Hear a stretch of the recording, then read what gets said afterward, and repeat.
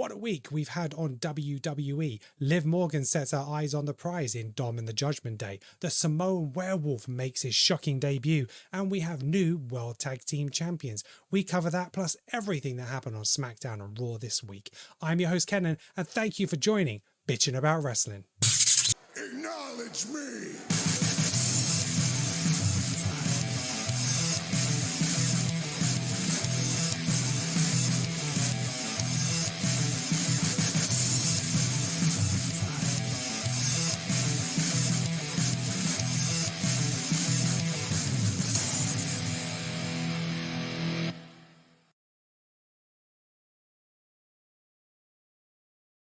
Hello and welcome back to Bitchin' About Wrestling, your place for everything WWE.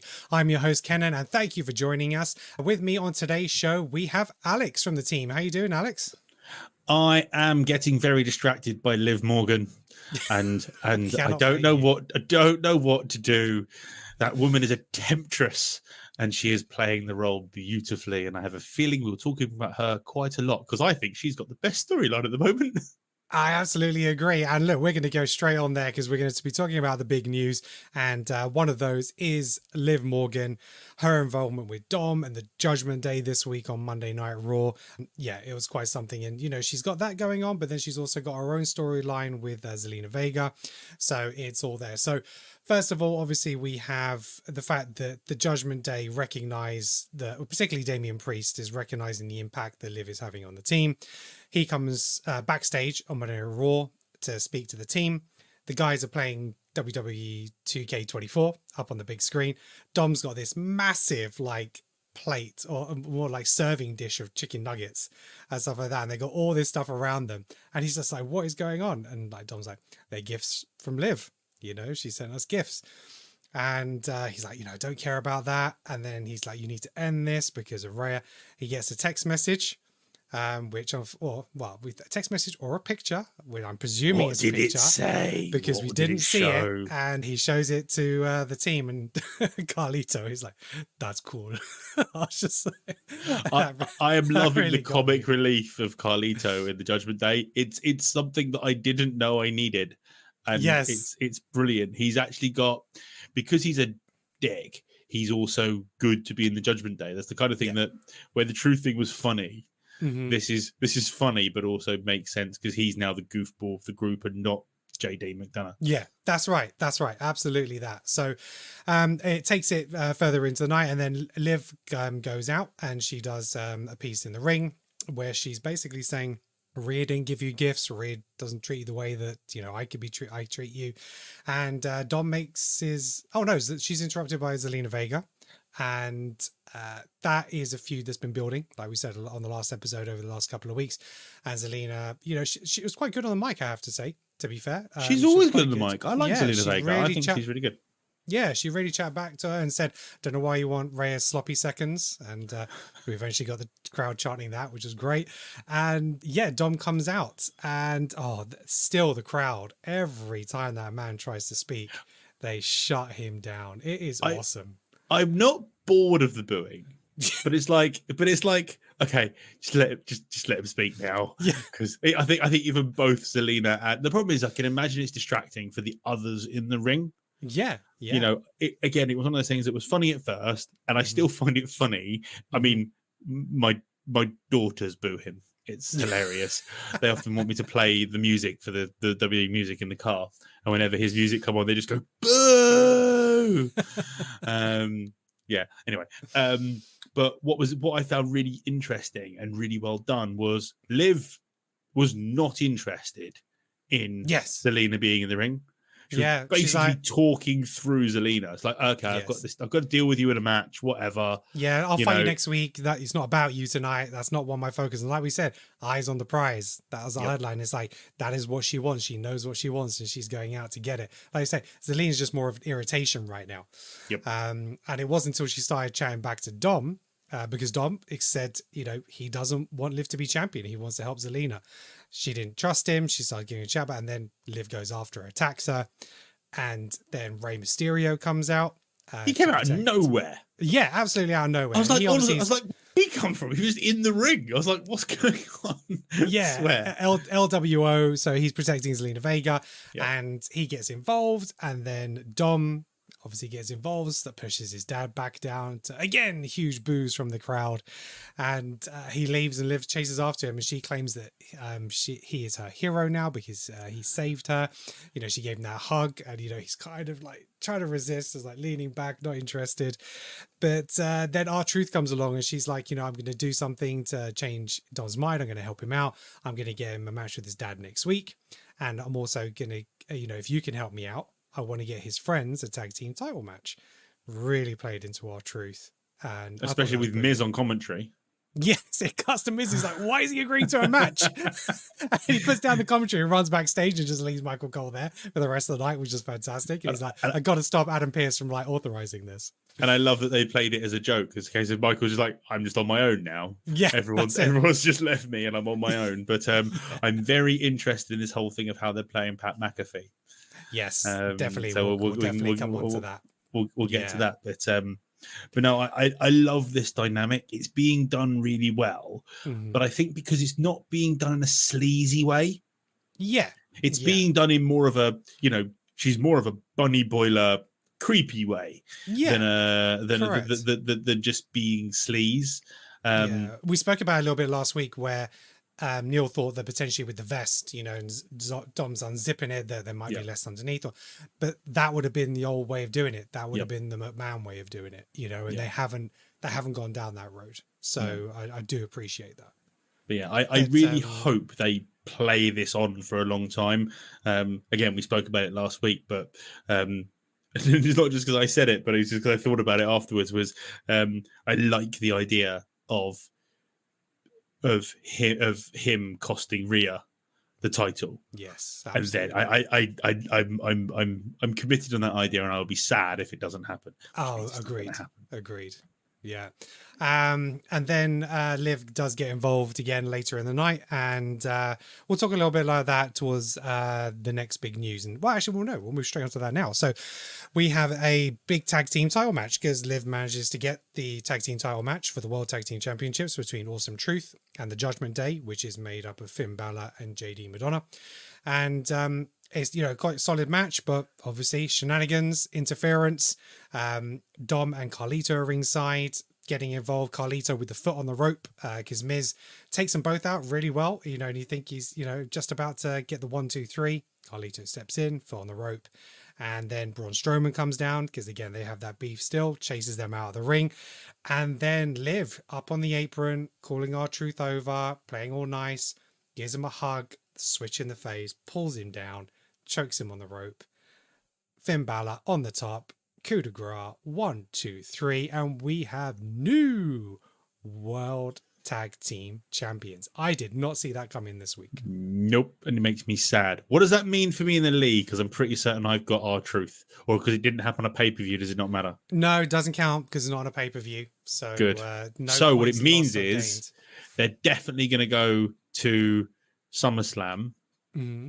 Because it's in Miz's hometown. Because there was a whole thing. There was an after show interview with R-Truth and the Miz, and the Miz being very, very sad, and R-Truth saying, "Well, we can." The Miz saying that, "Well, we're going to go to my hometown, and I want to win it in my hometown." So, for Miz to win it, SummerSlam.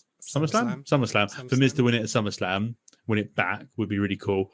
Or he's going to turn heel on R-Truth. Yeah, I don't see him winning them back now. I think they had their moment. They had the WrestleMania moment. No, and I just don't see it happening. But I like them as a tag team. They are good. Especially because, again, as we spoke about last week, you've got the Creed brothers, New Catch Republic, and Yes Boys. Where are they, by the way? I have no idea. Where have they gone? I have no idea. I think they were just. I don't know if it was one of them out injured or both of them out injured. No, he came back because I remember they had the whole thing during WrestleMania, and they came back, and because they're a brilliant tag team, I love them. That's true. They're great. I can't remember their name for some reason. I can't remember their name. What? Pretty Deadly. That's the one. Yeah. I'm terrible with names. Yeah. Considering I'm in Raw or sales, SmackDown? I should be way better with names than I actually am. I forget everyone's name. Well, I can't pronounce them, but I know them. Yeah, you can't pronounce them. I can't remember them. We're a great pair for a freaking What a factual podcast. Yeah. Get in. Brilliant. If you're good with names and faces, write in. Maybe you could be on the show too. Yeah, exactly. If you want to participate. But, that is genuine. If you are a fan of WWE, and especially if you're based here in the UK, reach out, drop us a comment, reach out to us. If you want to be part of the show, let us know. We are always welcome to having new people on the show to, we just love talking about this stuff. So yeah, what kind of person is just going to reach out after a TikTok video and say, "Hi, can I come? Let's talk about wrestling." Oh yeah, that was me. There we go. The power of social media. Anyway, Liv Morgan finishes the show out on top with the Judgment Day. And there's so much more to this because we also had Damian Priest coming backstage, Liv walking out of the back room with Finn Balor in there. And, he seems awkward. And it's like Finn Balor and her are both in on it. And that's the feeling I'm getting. Like Finn is going to screw Damian over. And they're both doing this and they're working together because you saw Finn take the room key of the previous week. And there's just some tones there. What do you think? The cat had got the cream, right? And maybe the twist on this is it's Liv and Finn just trying to screw with Rhea. Yeah, she's not interested in Dom. She's just trying to get to Rhea, and Dom's going to help her do it. Not Dom. Finn's going to help. Finn's going to help her do it. Yeah. But I just love it because this is where in Paul we trust, isn't it? Yeah. Which is this is where long-term storytelling pays off because he's just planting lots of little seeds in lots of different places. And it's got us all going, I actually don't know where this is going, which is not what we're used to. When I came back in 2018, it was like, I was going to do this. It's either he was going to do this or would just pan it. Yeah, that's it. From to the next week, which I always found peculiar. Let's talk about one of the other big news items of the week. We had the Samoan Werewolf join the Bloodline. So this was on Friday Night Smackdown. This was fire. Last week was phenomenal for WWE. I mean, this Monday was good. A lot of it's a continuation and a slower build up. But wow, that was quite something. So let's kind of set you the picture of how that happened. So a lot of it relates to the Bloodline and Paul Heyman. And we'll talk about a little bit of Paul Heyman and CM Punk later. But basically, just before the main event, we had backstage Paul Heyman and Solo. And Paul Heyman saying, look, you shouldn't be going after Cody. You're just supposed to be keeping him in check. Because when Roman Reigns comes back, he's going to deal with him. And he says, sorry to be the one to tell you this. Roman's not coming back. And it's like that Simpsons episode where Bart says you can see where his heart breaks with Ralph Wiggum and the date with Lisa, and you see Paul Heyman. That's a very old reference. Yeah, it's a very old reference. But you just see Paul Heyman just like, you just see the break. And the fact that he then follows him out afterwards to the ring, the distraught on his face. But again, Paul Heyman being Paul master. Heyman, he's in a league of his own. Being the best. Absolutely is. So then, Solo comes out to have a main event with Cody Rhodes. The match barely gets underway before we have some interference, and the Bloodline start attacking Cody. Randy Orton and Kevin Owens come out to support. It's 3-on-1 with them and Solo. He backs into the corner, say, wait. Then he just starts this maniacal laugh because he knows what's coming. And then this attack out of nowhere. And this is one of the most impressive debuts I've seen in quite a while. He's enormous. He is a beast. And how savage he's came across. And Tama Tonga and stuff like that, there's some strong debuts, but this was some next level. And he ripped apart. He took out three of the biggest players in the game. And KO, exactly. And then he ended up delivering a frog splash off the top rope onto Cody Rhodes on the announcer's table. Guys that big should not be doing moves like that. But I've seen videos of this guy doing top rope backflips and all sorts of crazy stuff. This guy is like where we think Kevin Owens defies gravity for a guy his size. This guy takes it to another level. That's absolutely right. And this is Jacob Fatu. So Jacob Fatu is the Samoan Werewolf. He's been on the circuit for quite a while. He's had a little bit more of a troubled past. He's had an interview recently where he went to jail and then he saw what his cousins were doing and so it kind of with Usos, and it kind of changed his life. And he came out, rebuilt himself, and then he went out on the circuit, independent, New Japan, and stuff like that. And now he's made his way to WWE. So he's someone who's turned his life around. But Jacob Fatu is the son of Sam Fatu, who was widely known as the Tonga Kid from back in the 80s. And he looks like Haku. Yeah, that's right. Rikishi is obviously the father of the Usos and Sikoa. He is Jacob Fatu's uncle. So hence they're all cousins. So and apparently he has like 7 kids. So yes. So the bloodline isn't Never ending ends. any generation. It does not. Honestly, if they're not wrestling, they're not fucking, and they're making more kids. It's like, Jesus Christ, talk about literally building a legacy. It's incredible. It's amazing. There is another brother another cousin who's on the circuit, which they're talking potentially might be another person who joins the bloodline in the future. I think that's the one that Neil was trying to allude to last week, whose name you couldn't remember. That's right, exactly. But so Jacob Fatu, devastating, and he, joined the bloodline at the end. They're all acknowledging, and even the other two were looking at him thinking, this guy's a little bit crazy. And I'm wondering whether Jacob is actually going to become the right-hand man of the bloodline moving forward. You can see that he was so passionate on his debut because they were all doing the acknowledgement and he put his hand down and you can see Solo Sikoa mouthed him. They're like, put it back up. We're on the end title cards now. So it's just like they turned around and put it back up again. I think he'll just be the very attack impressive dog. Debut. I think he'll just be the attack dog. Yeah. I don't think he'll be. I have no idea what his mic skills are like. I've never. He's even actually heard very the guy good. speak. I didn't know this before, but I watched a couple of promos on TikTok of his. He's very strong on the mic, to be fair. And from what I've seen of Solo, he seems to be stronger than him. So we'll have to see what happens. But I think it's not Solo, necessarily for what he's saying doing, much. I'm is not. great. Listen, I said, again, keep saying about last week, but last week was crazy. So this is just a continuation, and I'm liking what Solo is doing. Yes. Where you guys made the sort of Goodfellas Godfathers reference, I quite like it. Yeah, it's less is more with him. Yeah, but they all just come across as a threat, which is kind of what you were starting to lose from the original bloodline. Because if you look at who currently is the bloodline, and then you compare it to the Usos and Sami Zayn, who would you rather be in the ring against? Yeah, that's true. I don't want to go anywhere near those Tongans and that werewolf. Scare the life out of me. Absolutely. I don't want to go near that. But obviously now what we've got is because of that, we now have a not triple threat match, 6-man tag. We do for the main event on Money in the Bank. That's it. Yeah, that was announced and confirmed this week. So we have the Undisputed Champion Cody Rhodes with Randy Orton and Kevin Owens versus the Bloodline. Now, they haven't made exactly clear who is going to be the 3-on-3.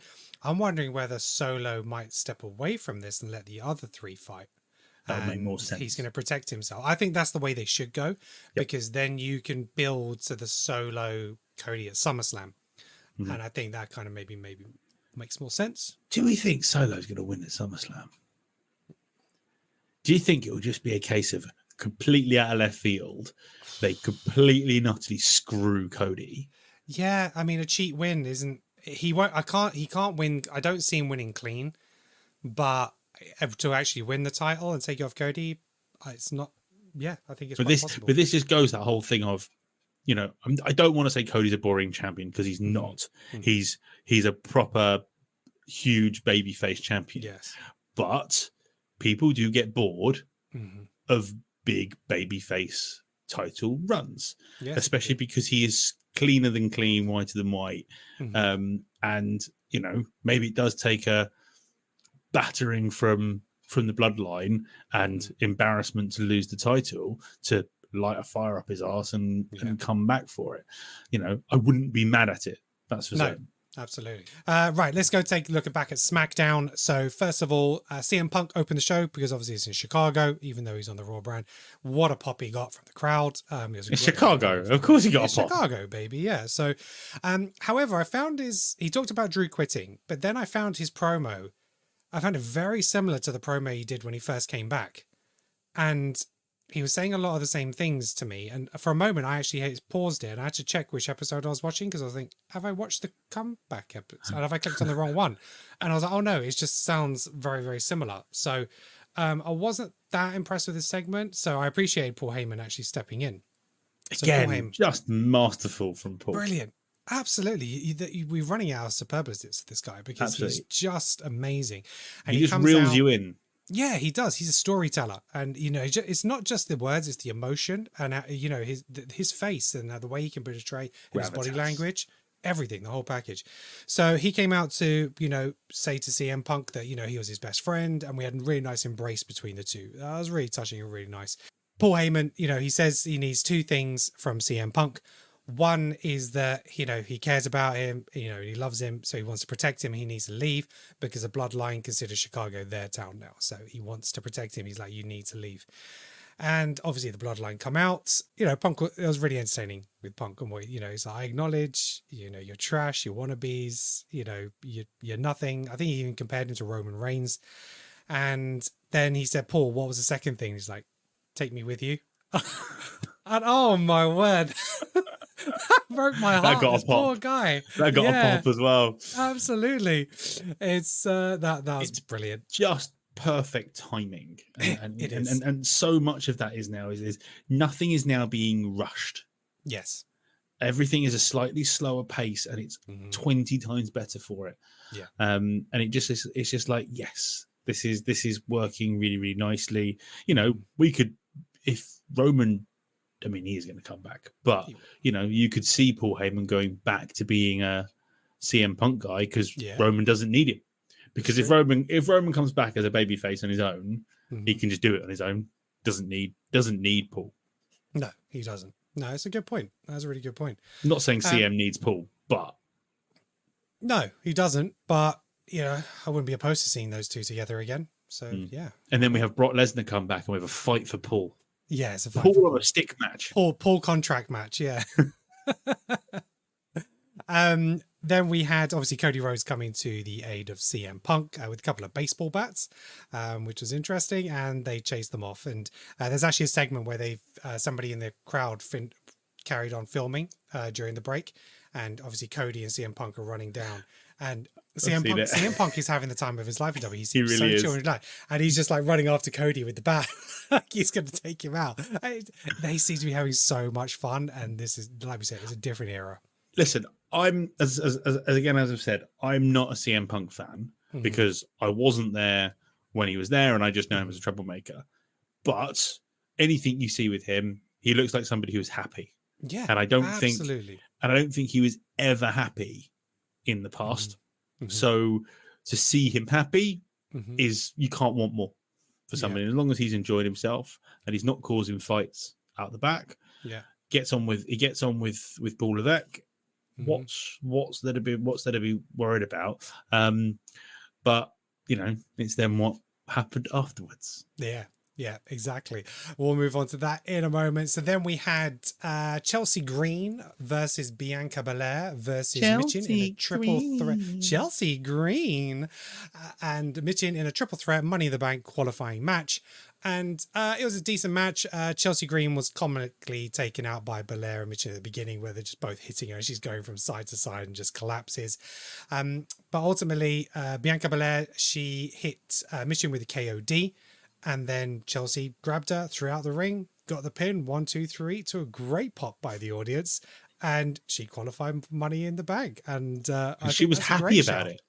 Yes, she was very, very happy. I really like Chelsea Green. I mean, I've actually watched some of her indie stuff. She's actually incredible in the ring. Yes, and she is. And she's not getting to show it, which is a shame. No, it's not indicative of her character that she has in WWE to actually be that good. It's like the cheat to win, or like, just the opportunist kind of thing. But she's more than capable to be doing a lot more. the match I watched was she was against a bunch of guys, and she was holding her own, more than holding her own in the ring against a guy, and I'm like, where's this Chelsea Green? Because she's a freaking badass. However, she's also really good at the character work. So yes, she is. Yeah, and her social media game is really strong as well. She had a picture of her in the back, sort of like arms down, and she's like said to her fans, "Photoshop the briefcase for me." And so she's been really playing into the fans, and she's been really like, "Yeah, I'm going to win this Money in the Bank." Which is great. already predicting it now that she wins Money in the Bank and that she cashes in and she wins, because it's a Carmella type. She's a Carmella type. She is. Character. So the way the character is at the moment, she's never going to go out and win the title on her own.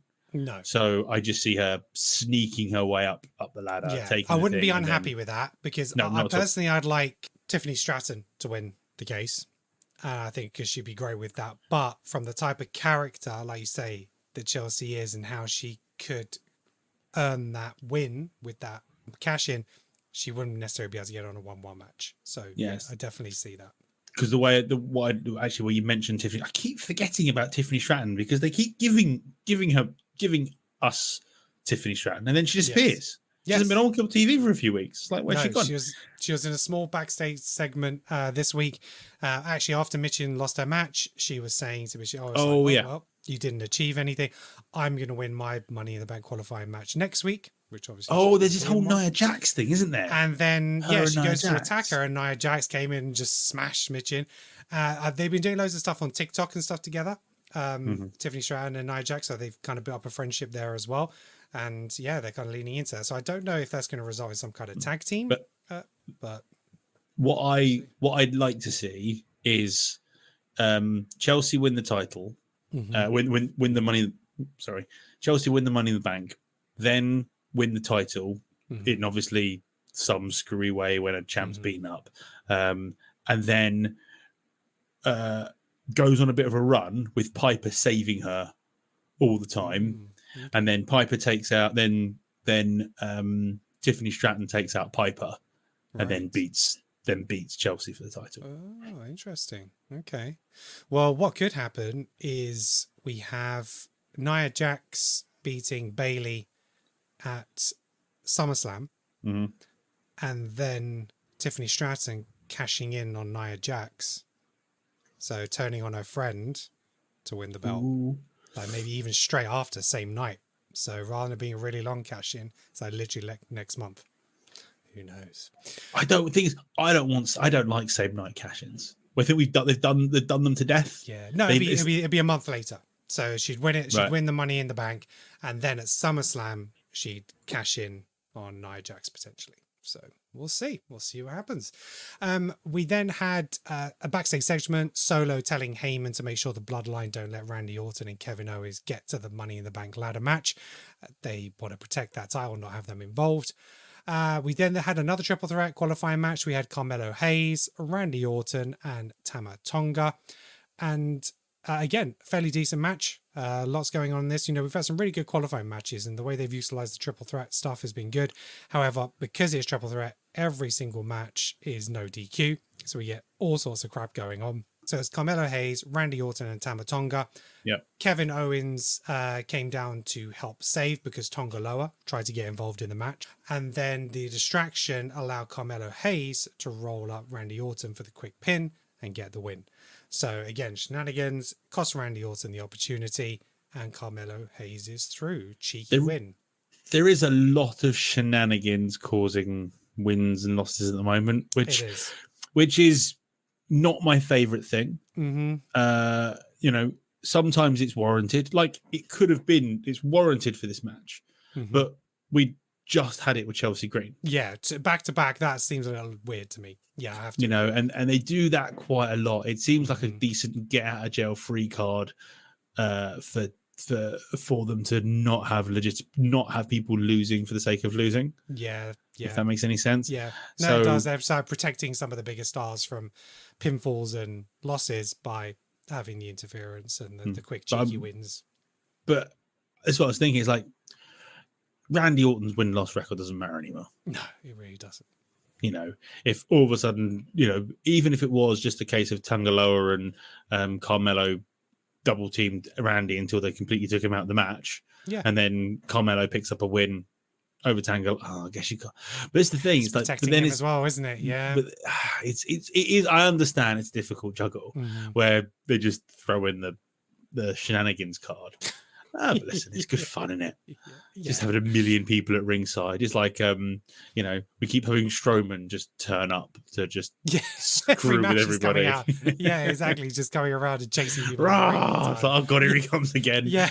He definitely we need someone like to clear the ring. Bring in Strowman. He definitely looks like he's struggling to run at the moment, doesn't he? Yeah, not as quick as he used to be. He looks like he's very, very running around very, very gingerly, especially when we've got Braun Breaker running around like an actual beast. Train. Absolute beast he is.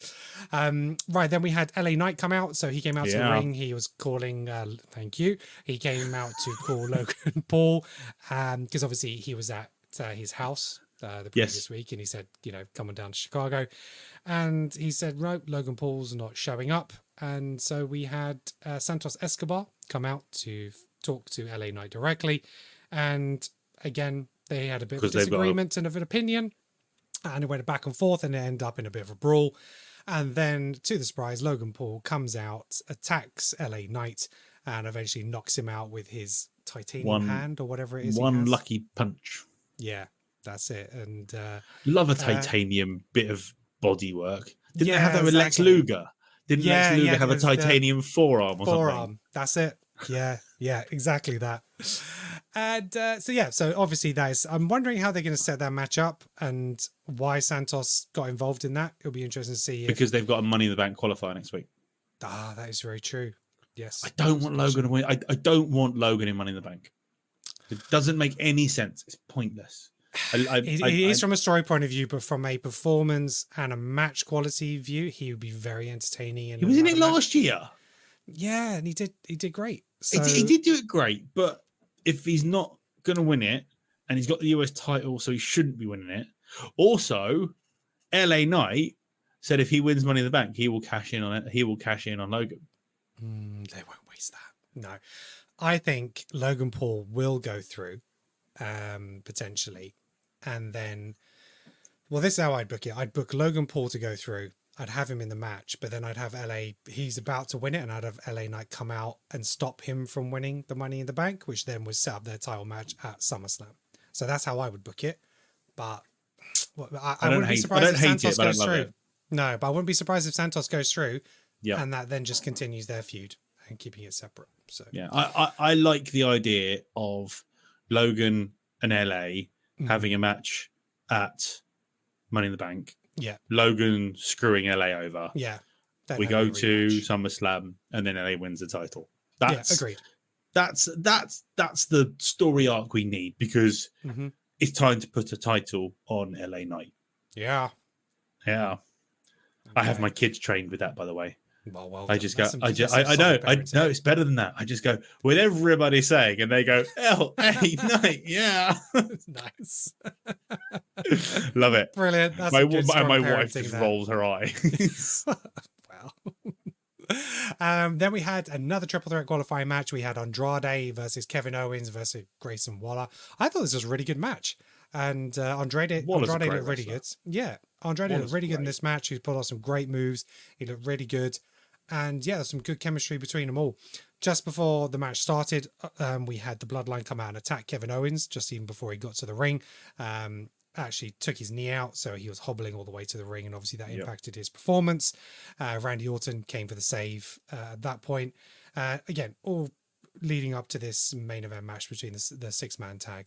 And then Andrade, so we had Kevin Owens stun Andrade in the ring at the end. Grayson Waller pulls Kevin Owens out to take advantage of his bad knee. He DDTs him to the outside ring. He goes to jump back through the ropes to attack on Andrade, and he just grabs him and nails him. I don't even know what his finish is. Yeah, with his midair. And gets the win 1-2-3. And it was a fairly clean win for how triple threats go, to be fair. And it was, I loved that because I like Grayson Waller's rolling stunner. I think outside to inside rolling stunner, I think is a brilliant move. And the fact that Andrade caught him in midair and it's his double underhook DDT, isn't it? That's it. and he managed to catch a double underhook DDT on a guy moving at him in the just. That's great. Just the respect I have on professional wrestlers for just the things that they can achieve and the timing without murdering each other. Yeah, is just. Mwah. And Andrade is awesome. He is. Andrade is one of the best out there. Yeah, and I'm really looking forward to see him in the ladder match. That's going to be really great. Mm-hmm. And then we had, our finish, which we spoke about in the big news with the Bloodline and Cody Rhodes. And... You've missed the biggest. Oh no, bit. there's a big bit, a huge bit. You've missed the biggest bit. Because we spoke about him earlier. So talking I was about waiting for it to loop back, and you didn't loop back. So we're talking about CM Punk being happy and CM Punk not having fights backstage. And we had a segment where I forget who's being interviewed. Right in front. Because it was Mello and there was an argument. Yeah, so they're being interviewed in front of the shutters. And you just hear this whack, bash, smash against these shutters. And a cinematic shot. Then you just have the shutters go up, CM Punk's lifeless body on the floor, and Drew McIntyre standing over him, looking intense as anything. And, that silhouette, that shot, the cinematic shot of this 6'5" monster just standing over a broken man was just absolutely perfect. And then silently picks him up, puts him on his shoulders. Bear in mind, CM Punk isn't a small human. No. And he walks for like a minute and a half with a man on his shoulders. All the way through to the stage. Yeah. Without a flinch. And then just dumps him off and his dumped shoulders. Him as well. That wasn't a soft landing either. So absolutely just throws him off his shoulders. I actually went back and watched that bit. I was like, oh, he did not land well. No, he didn't. I was like, this guy's is like just coming back from injury. It's like something. CM Punk is so delicate that could put him out for another 3 months. But maybe he's not ready to come back, which is why they've done this. I think so, because it was rumored that he was going to come back and say he was match ready. Well, he was cleared, and there was no such announcement. And so I think he isn't. And like you say, it's another opportunity to put him out for a few more weeks. So absolutely. But they have just turned Drew into the biggest heel. But I still love Drew. Yeah, and absolutely. I will cheer Drew over CM. Yeah, absolutely. And it's another example of using blood effectively, because obviously it's busted open. So CM Punk, had blood from the mouth, and I think maybe from the head as well, and showing the brutality of it. And I think if you're using blood sparingly, then it can be really, really effective. If you're using it, and it was all down Drew as well. Yeah, it was on his hands and everything. And then he stole CM Punk's bracelet, and as a little memento. I didn't notice that until he brought it up on Monday. Oh yeah, so he grabbed it off it on the floor before he was taken out the back and put in the ambulance. So stupid dog. Yeah, Drew McIntyre quitting was not real. And I was actually surprised. I was surprised by that, because when we spoke about it, we thought that he actually might need to take some time off because of his wife. And the way that story was set up, I bought it in the sense that I thought he was going to be away for a few weeks. And then, he's back. I mean, he even mentioned his wife this week. In his promo on Raw. Absolutely it is. So, crazy. Anything else on SmackDown? I think that's it. No, there was what happened at the end? No, we've talked about the end. No, that was it. Because of the Bloodline and Jacob Fatu. So, right. So that was SmackDown on Friday. So now we'll move on to Monday Night Raw. So, I've got some notes because this was a packed episode. It felt really long. There was so much that happened on this episode. But obviously, we talked about Liv and the Judgment Day. But yeah, the show started with Michael Cole acknowledging that Pat McAfee wasn't there at the show, but was very vague about why he wasn't. And well, if for anyone who didn't watch, there was a whole thing on his show, on the Pat McAfee show, whatever. Is it called the Pat McAfee show? Yeah, I think so. Yeah, on the Pat McAfee show, because he had a fuzzy disturbance on his big monitor, and then all of a sudden he's not at Raw. Was awesome. So yeah, then we got the Miz on commentary, which is always fun. I like the Miz on commentary. He's a good commentator. He was pretty good. I did enjoy him this week. Well, for the half of the episode that he was on. And then we had Drew McIntyre come out. He came out to the show's intro, not even his own music. He just walked into the ring and basically talked about how much he still didn't like CM Punk. And I think he proved that on Friday, dude. Yeah, that's right. He hoped he was sucking meals through a straw and whatnot. And yeah, just saying very unpleasant things. He referenced the bracelet he took and the fact that it had his wife's name and his dog's name on it. His stupid dog. His stupid dog's name, yeah. That's right. Was it Harvey or something? I think maybe the dog's name. Something. And then they started chanting the dog's name. Yeah. The crowd's like, it's such a WWE thing. Yeah. Like, no, let's just chant for the dog. And then he announced that he was going to go to Money in the Bank and, get another shot at the title. Well, I think basically what he's trying to say is, I've put CM Punk out. He can't interfere anymore. I'm going to go for my title shot again and win this title. But he was expecting to just be put in. And Adam Pearce has said, no. You need to go and earn it, mate. Mm-hmm, absolutely. Then we had Bron Breakker versus Ludwig Kaiser. Great match. Great match. Again, really solid, really brutal, some good subs. And Ludwig was holding his own, in that match. He didn't look out of place in that match. No. That was a really, really good match. Absolutely. And just when it was getting going and you thought that it was going to build to that climax, Sheamus comes out, attacks Ludwig Kaiser outside Biggest the ring. knee in the world. Yes, it was. And payback for obviously last week, because Ludwig Kaiser did the same last week. Sheamus went to pick up Ludwig Kaiser to put him through the announcers table, but then Bron Breakker does his thing, spears Sheamus whilst he's there and takes them both down, and is left standing tall at the end. And then stormed off the back because he's pissed off because everybody keeps getting involved in his business. That's right, exactly. Fair play.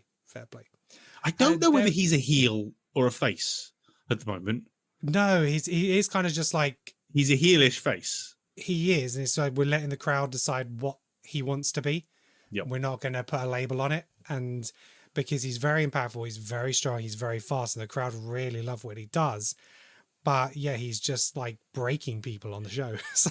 Maybe that's why it is a good thing that we're now going to have him and Sammy at Money in the Bank, because he'll be more. You will find out from that match whether he's a fan favorite or not. What the crowd want. Yeah, that's a really good point. That's really good, because I think some people. I'm already tired of Sammy's reign, so I wouldn't be sad if he lost it. I guess it comes back to that whole thing if he's not a threat. Mm-hmm. Yeah, no one's scared of Sami Zayn. He's a great, and I am not crapping on Sami Zayn, because I think he's he's a great performer. He's brilliant on the mic, and he definitely deserves a title run. Mm-hmm. He's put the work in. Mm-hmm. But when you've got people like Sheamus, who needs his Grand Slam, deserves his Grand Slam, where you've got someone like Bron Breakker, who is obviously the next big thing. Yeah. Sammy can't hold it for too long. No, absolutely not. We then had the backstage segment with the Judgment Day, which you've already spoken about. But, that Damian Priest did say to the Judgment Day, you need to handle Braun Strowman as well. You're sitting there playing games, but you got this guy that you need to deal with. We mentioned Bron Breakker. He went and spoke to Adam Pearce, and he was like, you need to do something about everybody getting in my business. And Sami Zayn pops up, and he was like, you want a Intercontinental title shot, any place, any time. Bron's like, Money in the Bank. Sammy's like, sure. Adam, make it official. And he did. So we have Sami Zayn versus Bron Breakker for the Intercontinental Championship at Money in the Bank. And unless there's some interference, there isn't a reason really why Bron shouldn't win. So unless Sheamus or Kaiser get involved in that, and then maybe what's going to happen. I think it might go to a fatal 4-way at SummerSlam. That's where I'm thinking in my head. And have them all involved at that point. That's the thing I like about fatal 4-ways and triple threats for titles like that is anyone who loses doesn't come off weak. No, exactly that. It's just the person who wins comes off strong, and everything else kind of is neutral. And sometimes you need that. Because you could have a situation where you say like Bron pins Kaiser, and it's fine because he's champ, but Kaiser's not as strong that he can't take that loss. So. Yeah, but also it's that case of you could have everyone, you could have Sammy do a haluva kick, and then all of a sudden he stumbles out the corner and gets speared by Bron, and no one's kicking. Why would anyone be kicking out of that? So it makes it legitimate and doesn't come off as weak. It's just a case of that was the guy that just got it done. Yeah. Then we moved on to a women's triple threat qualification match for Money in the Bank. We had Lyra Valkyria, Shayna Baszler, and Kairi Sane. Woo! Yeah, you got all of them right. And Valkyria picked up the win. So it was a fairly decent match. And it wasn't too much to report, but I'm so not bothered by Lyra. I'm so not bothered. I haven't got that buzz yet. No. I didn't watch her in NXT to maybe appreciate what she did there. But I'm not feeling it at the moment. She feels like a cut price Becky Lynch. And I know it sounds ridiculous just because she's Irish, but that's the way she's been brought in. Well, she's been brought in. Pair her up and buddy her up with her, then that's kind of what you're going to do. It's what she seems like. But I'd be interested to see what she could do heel work wise, because I think she's potentially the type of character who could do much better as a heel. So we'll see. So for the women's Money in the Bank ladder match so far, we have Io Sky, Lyra Valkyria, and Chelsea Green. Then we had the chat between Adam Pearce and Drew McIntyre. So Drew was saying to Adam, I've been screwed over. You need to put me in the Money in the Bank ladder match. He's like, you're going to have to earn it. Drew's like, I don't care what you do, but you need to make it right, and stormed off. And we will then come to what that evolved to later on. But they did a brilliant transition then of Drew walking off and then the camera picking up Liv and then doing the one shot straight out to her entrance. Beautiful. They've just got so good at that stuff, and I love it. Absolutely. The timing is fantastic. Then we had Liv do her segment. We had a Seth package where they talked about Seth's road to recovery. They talked about, it's him talking about dedication, the sacrifice he's give, and his comeback from injury after WrestleMania. And at that point, they did another confirmation that it is Damian Priest versus Seth Rollins at Money in the Bank for the World Heavyweight Championship. And then we got their promo. So then we had another promo. We had Liv and Dom again backstage with R-Truth. And at that point, The Miz leaves commentary because he's like, yo, I need to go find Adam Pearce. What the hell is R-Truth doing? So Michael Cole then is left on commentary for the rest of the night. Then we had another qualification match. We had another triple threat. We had Braun Strowman, Big Bronson Reed, and Chad Gable lives. Chad Gable made it to the match. Yeah.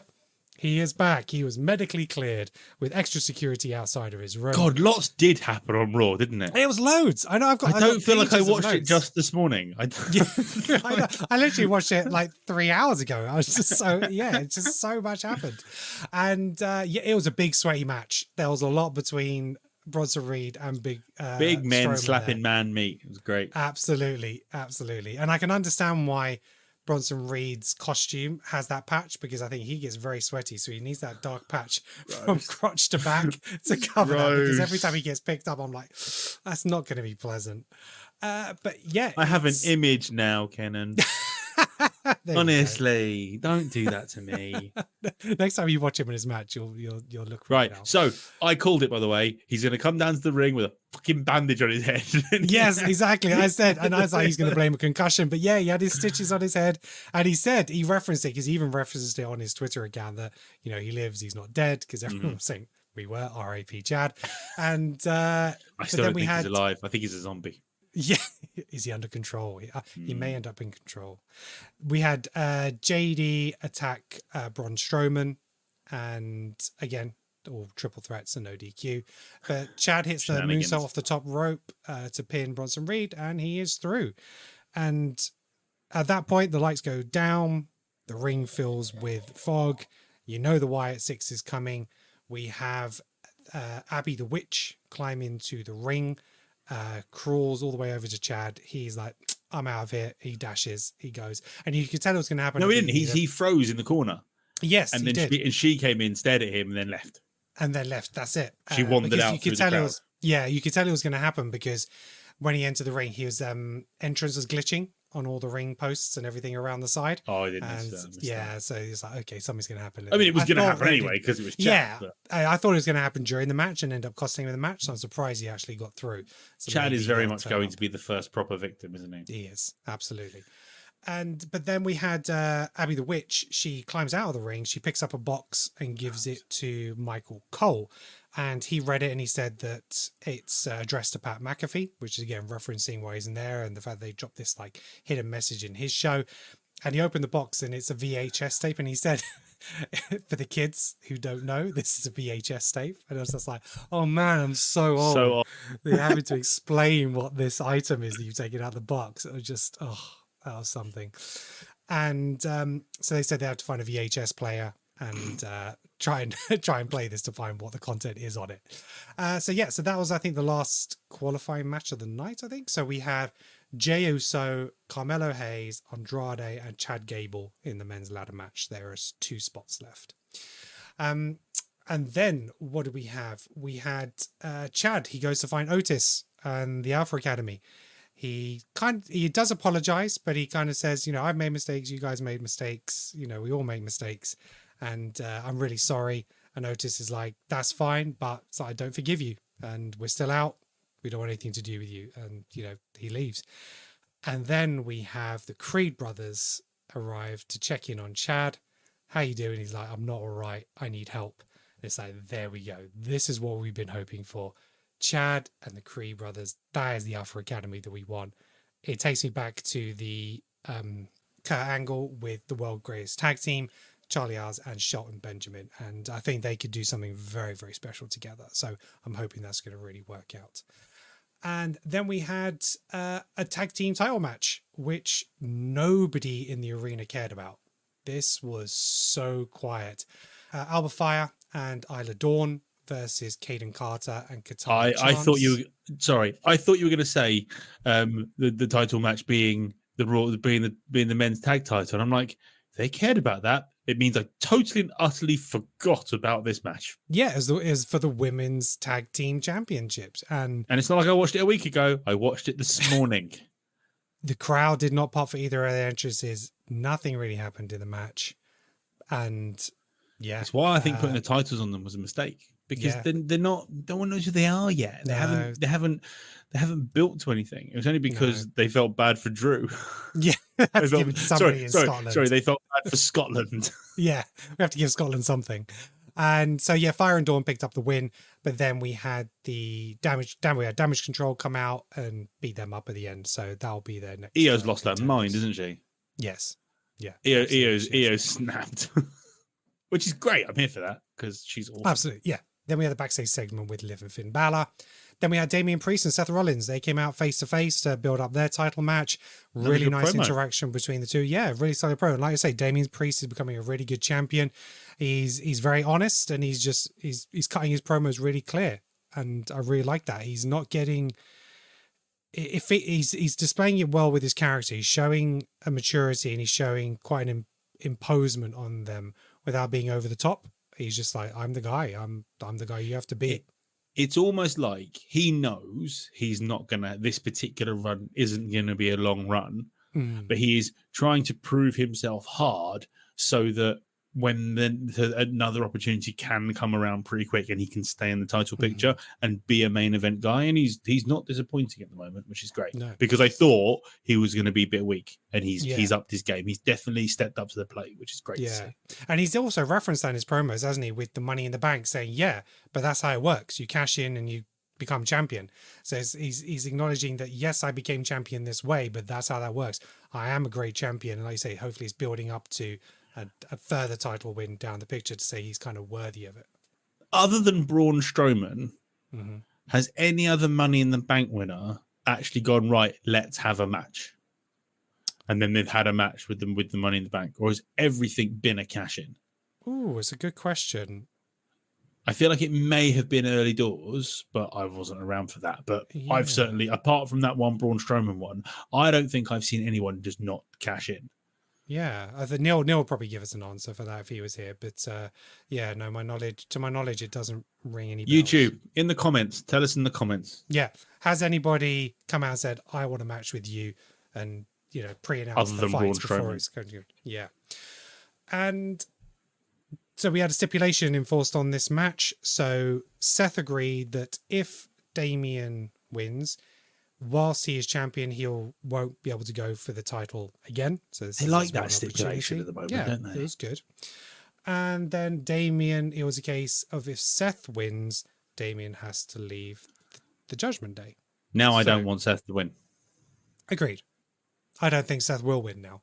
I didn't think he was before, but I'm pretty much convinced he won't now. Yeah, so. I think the Judgment Day will come and help him to not lose him. Yes. The Judgment Day cannot split up until Rhea has come back. I agree. Totally. It kills off stuff. She'll come back and go like, where is everybody? It doesn't make any sense to kill it off. And they were never going to kill it off without her. They've just got to wait for her to come back from injury. Yeah. And I don't want them to kill it off. I think they're a great faction. I don't want them to be killed off. No, that's right. They're providing really good moments. They're tag champs now again, so they got the tag championship and the World Heavyweight Championship. Is Liv Morgan going to try and put herself into the Judgment Day now? So absolutely taking Rhea's place within that. And I think the way she stood with them at the end of the show can very much lead into that. So, because it'll be like, you got them a title shot, you're getting Domi's match against Ray next week. You should be letting me in with the bloodline. So, but then we had the ring general, Gunther. He came down to the ring just to say, yeah, you guys are great, but I'm better. And I'll be waiting for one of you at SummerSlam. Kept it simple. And yeah, I like what Gunther's about, and he will be champion. Whether it's going to be a SummerSlam, I don't know. I think he'll win his first attempt, and it will be against Priest, because then at least Priest has had 6 months. Yeah. Is it 6 months? When is SummerSlam? Is SummerSlam August? I think there's one more pay-per-view before then. I think it's August. April, May, June, July, August. 4 months. That's fine. That's a good run. 4 months is a good run. 4 months it's a good run. Exactly. So, was that 110 days, something like that? Yeah. Then we had the Wyatt 6 tape play. And it was, what a promo. That was something. So we had Uncle Howie talking to Bo Dallas as two separate entities. And Uncle Howie was saying, how did it feel when your brother died? And I was like, whoa, exactly. That's some deep questions you're going in on there. And he talked about his brother's legacy, how he wanted to be like his brother, how much he looked up to him. He wanted to be him. And they kind of got themselves into this position where they were working together. And that's what they were. They wanted to take over together. Exactly. You had Bray Wyatt and you had Uncle Howie there just on that precipice of just, exploding onto the scene together. And they said it was taken away from him. And he wants to fulfill that legacy. And I thought it was a great, great promo. And again, like you said, we're not sure what's going to happen with the Wyatts, but it's so slow and I really appreciate it. But it's the first time we've seen Bo in WWE in a sense of the shows, because obviously he's done the special about his brother. He was at Hall of Fame, but they've actually acknowledged him now without the mask as Uncle Howie in this promo as well. Yeah, really they've definitely acknowledged that Uncle Howdy is Bo Dallas. Him. Yes. But if anybody had any doubt, it was like, okay, this is. Do you not think Uncle Howdy, this mask and stuff, looks a bit like Jeepers Creepers? Yes, absolutely it does. Thank you. I keep looking. I was trying to think what it looked like, and that is exactly it. Yes, I'm just like, that's the monster from Jeepers Creepers. Another great. I love those. That's such a great film, especially the first one. That song's going to be in my head all night now. Thank you very much. Creepers. We had Kofi Kingston versus Karrion Kross. It wasn't much of a match, but Kofi was dominating. But then AOP is attacking Xavier Woods backstage, distracts him. Kross picks up the win from the distraction. And, but you know what? Again, it's another thing where I don't actually know what's going to happen here.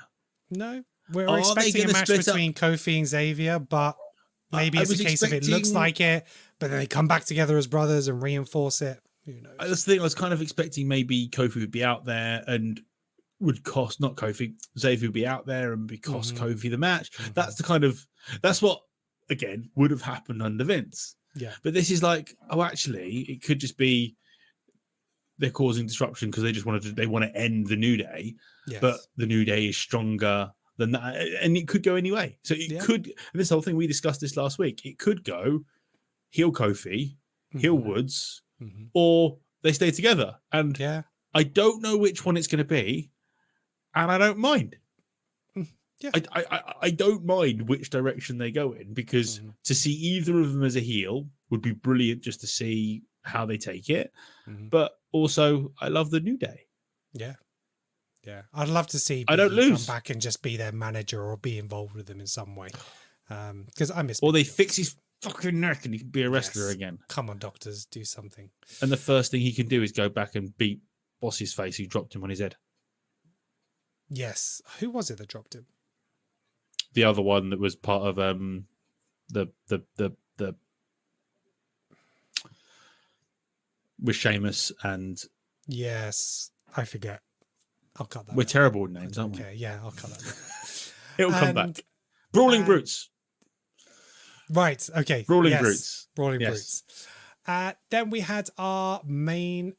Was it our main event? Main event was the title match. Tag title match. It was the tag team title match. Yeah, it was the main event. So we had JD Madonna and Finn Balor of the Judgment Day versus Awesome Truth for the World Tag Team Championships. And like we said, Miz was running the match, but we had the interference and they picked up the win. And we have new tag team championships. The champions did not expect that. Nope. But again, we had Liv celebrating with them at the end. And yeah, eyes on the prize. She's taking the Judgment Day as well as Dom. She's taking all. Nice to see JD McDonough with his first title on the main roster. And nice that he's done it with Finn, because if you don't know, he started training at 12 and Finn Balor trained him when they were over in Ireland, and they've kind of gone through he's kind of followed Finn through the industry. So it's great to see them together. And again, he gets dumped on, but I think he's a great performer. He's really talented. I think he's actually really underrated. And his head's not as big as they say it is. No. He's not quite the bobblehead that they give him, that they take him for. But what do you think is going to happen next week? I think Damien. I think it's going to be about Liv spending time with the Judgment Day, like being more involved in them. Damien, what, actually in the clubhouse with them? Yeah, I think she's going to try and get into the clubhouse and just sit and be chilling with them, because Finn and JD are going to be more accepting of her because she got him a title match. Yep. And they'll be saying to Priest, well, maybe we should, but again. Oh, yeah, because there was a conversation between Priest and Balor. Yes. They had a conversation about it. Get rid of her. Well, she's given us this opportunity. She's doing stuff for us, so why not keep her around? So I think that battle might play into a little bit. And so when is the Judgment Day going to implode? Because when are Finn and Priest going to come to blows? Because there is a power struggle brewing there. Is. Somebody will cost somebody a title, and I think that's where it will really kick off. Whether it is Damien does lose it and then he has to leave the Judgment Day, and that causes issues there. But that almost seems too easy to do it that way. What I love at the moment is, and bearing in mind we talk about other TV shows that are predictable. This isn't predictable. It's not. I'm literally sat here trying to think what's going to happen next. I don't know what's going to happen with Drew and CM Punk and how that's going to work. We don't know if they're putting him in a qualifying match, who's he going to be in that qualifying match with. So that was announced. So we do have some matches announced. Yes. So we have on. So for Money in the Bank, we say it was made official: Cody, Randy Orton, Kevin Owens versus the Bloodline and Money in the Bank. Yep. Next week on SmackDown is going to be from Madison Square Garden, and we're having the Bloodline acknowledgement ceremony. So I don't know if they're just going to be all acknowledging Solo now as the head of the table tribal chief, what that might entail. But then on Raw, we have Dirty Dom versus Rey Mysterio. We have Liv Morgan versus Zelina Vega, which I think is for a title match. And then we have Sheamus versus Drew McIntyre versus Ilya Dragunov for a place in the Money in the Bank ladder match. So unless Punk comes back and screws Drew out of that as well, I'm expecting Drew to go through that. But yeah, and convincingly. You just can't tell right now. No, because I'm he's thinking, got to. again, it's a triple threat. So what will happen is Ludwig Kaiser will cost Sheamus that opportunity. So he's out of it. Bron Breakker might get involved for the same reason because he also crippled Dragunov recently as well. So it kind of opens it up just for Drew to clean house. So we'll see what happens there. But this whole thing, it's just we just sit here and go, actually, I don't know. We don't know. We don't know, and it's brilliant because I just remember having moments where I go, well, he's going to go through, and I just don't know. Yeah, I love Triple H. Yeah, thank you. I love Triple H. He's literally saved WWE. I absolutely believe he has saved WWE because it had turned into the ramblings of an old crazy man. Yeah. And there's no more stories of they rewrote the show the day of and all this kind of stuff anymore. And we haven't just got Omos turning up for no reason. And but the funny thing is with regards to Omos is if you've seen any sort of social media with Omos, he's a massive ball of laughs. Oh, really? He's like a really funny guy, and I'm like, I wouldn't mind that character. Oh, interesting. And then just goes and murders people, but they just never.